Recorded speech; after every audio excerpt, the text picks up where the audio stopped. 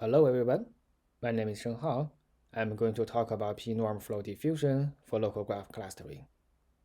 This is joint work with my advisor Cayman and our collaborator D from Google Research.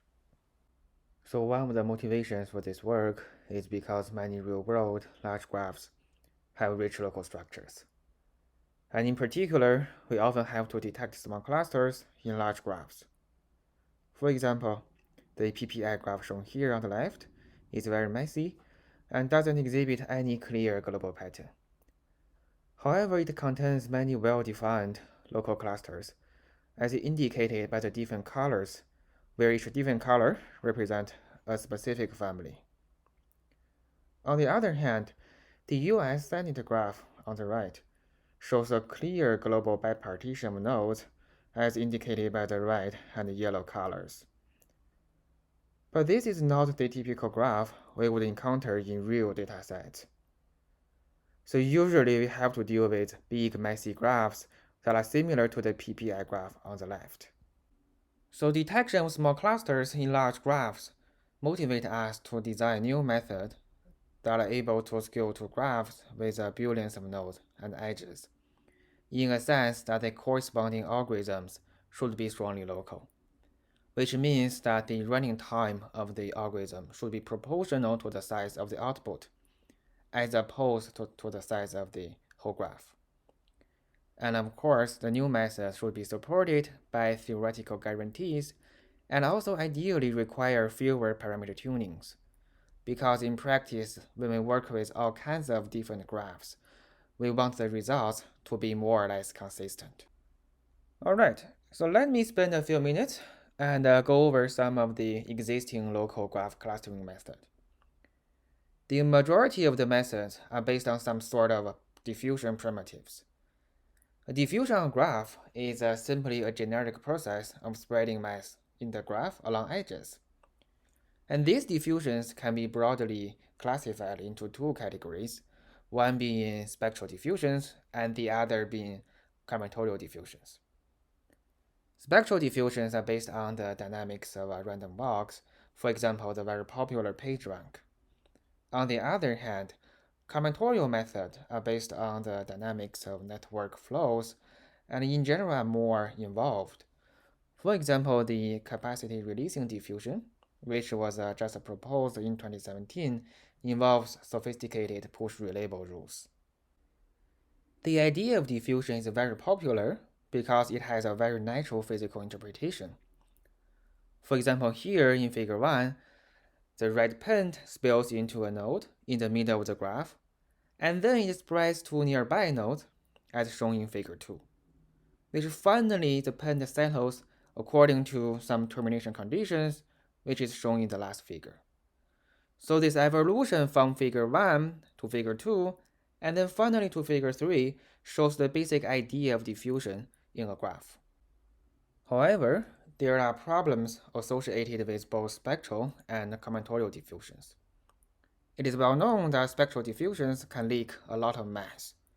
For example, as shown here in the figure, where the goal is to recover the target cluster, starting from the red node in the middle. Now the yellow region shows what typically happens in practice if we apply spectral diffusion. That is, it leaks too much mass to the outside of the target cluster, which results in both low precision and low recall. On the other side, combinatorial diffusions have stronger theoretical guarantees, and if the tuning was done correctly, they can work very well. For example, as shown here in the figure on the right, the yellow region almost recovers the target cluster. But the method can also fail if the tuning was not done right.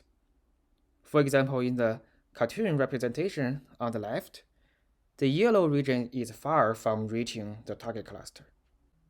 Therefore, we see that the two approaches both have their own advantages and weaknesses, and there is a big gap in between.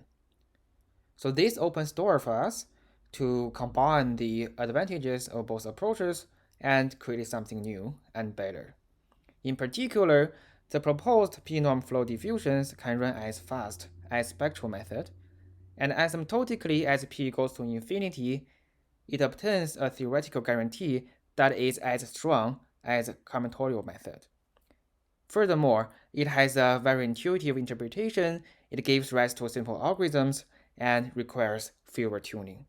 So these are all the good things that we are looking for in this work.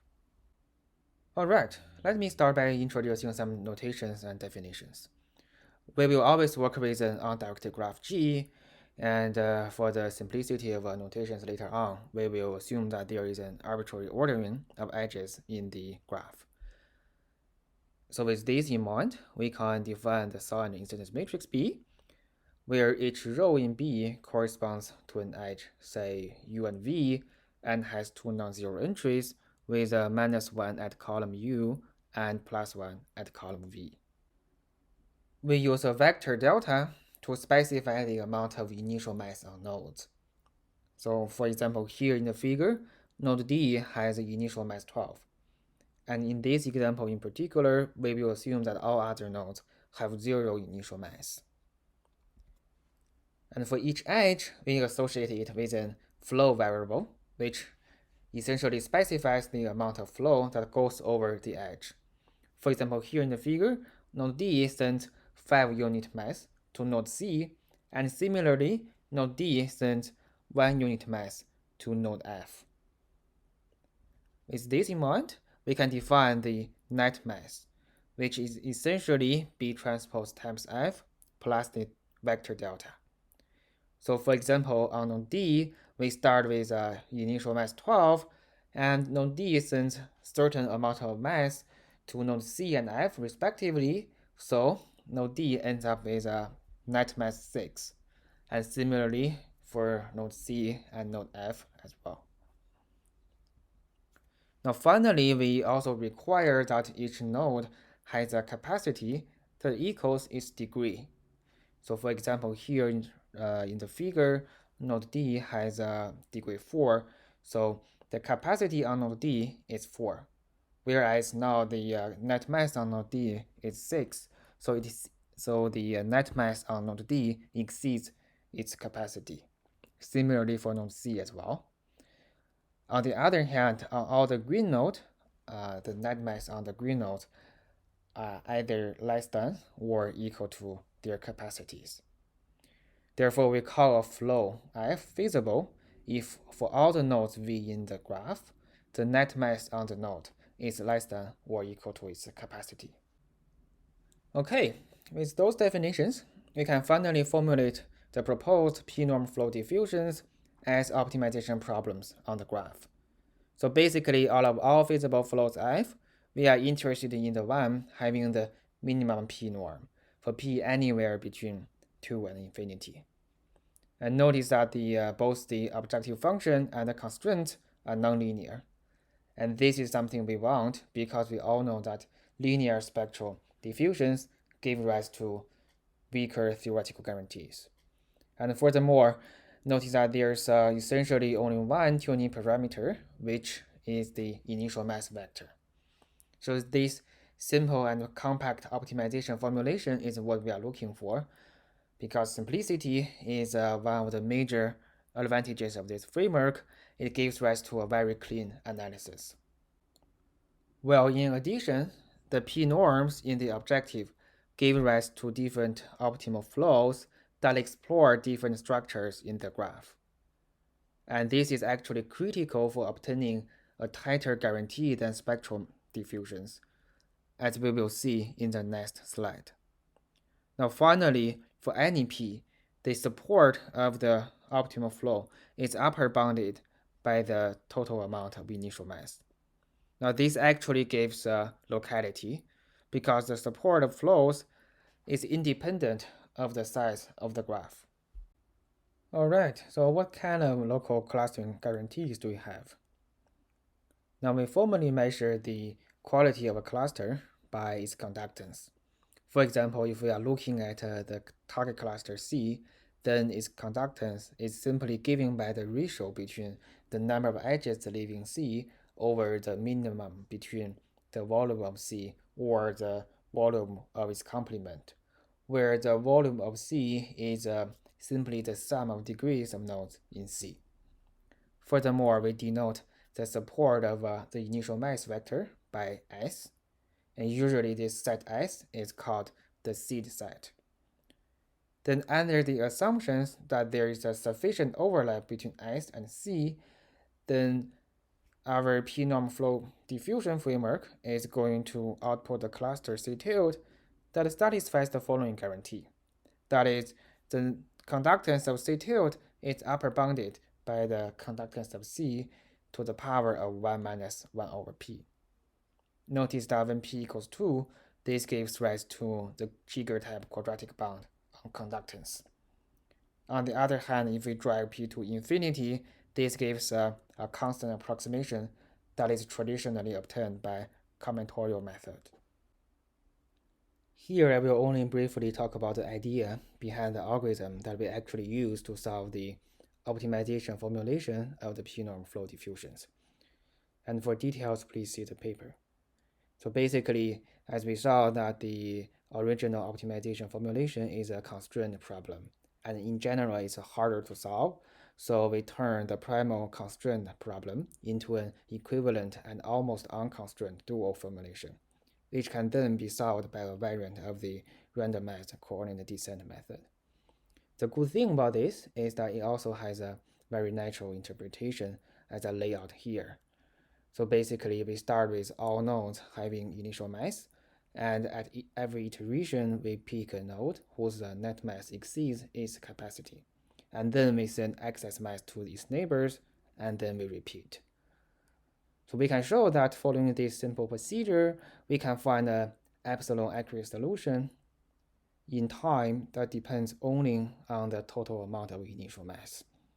And notice that global dimensions, for example, the number of nodes or the number of edges of the graph, they do not appear in the worst case running time guarantee, which means that this algorithm is strongly local.